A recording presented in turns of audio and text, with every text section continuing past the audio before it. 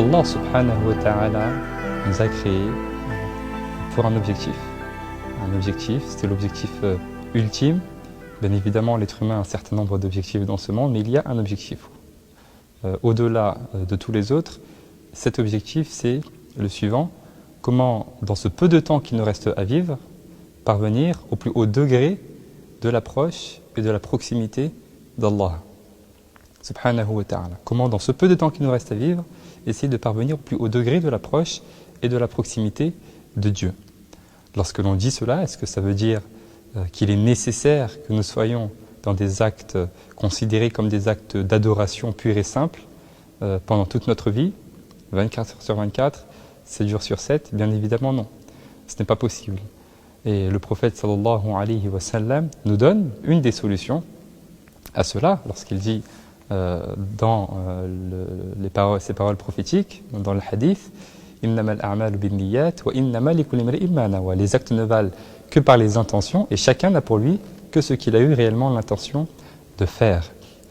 Et donc la personne peut au quotidien faire des choses qui lui semblent être des choses anodines, des choses mondaines auxquelles on n'accorde que très très peu d'importance, mais par l'intention que l'on met en faisant ces choses-là, eh bien Allah subhanahu wa ta'ala peut nous récompenser et on peut être considéré comme étant en adoration en faisant ces choses-là.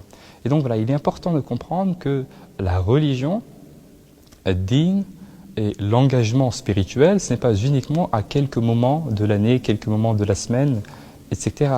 Non, non. Ad-din lil hayat. La religion, c'est pour la vie.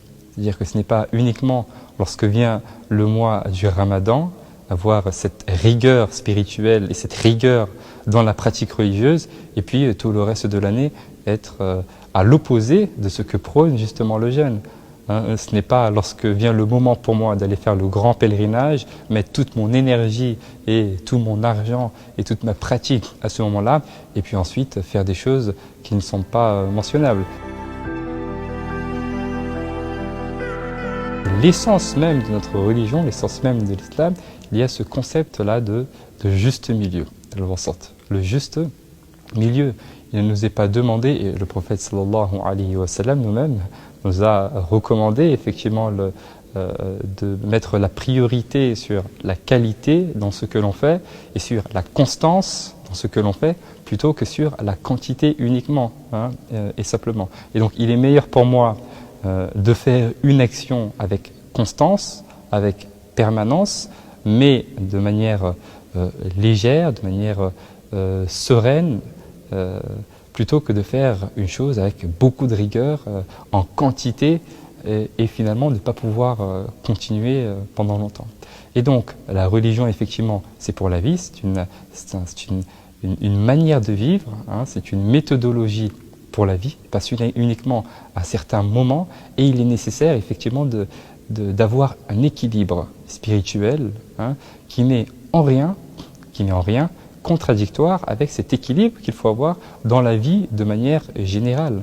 S'engager spirituellement, ce n'est pas vivre comme une personne arriérée et qui voudrait vivre comme les gens vivaient il y a 14 siècles, contrairement à ce qui est répandu. Non, non, non.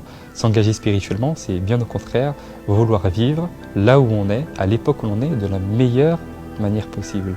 Qu'Allah subhanahu wa ta'ala nous permette.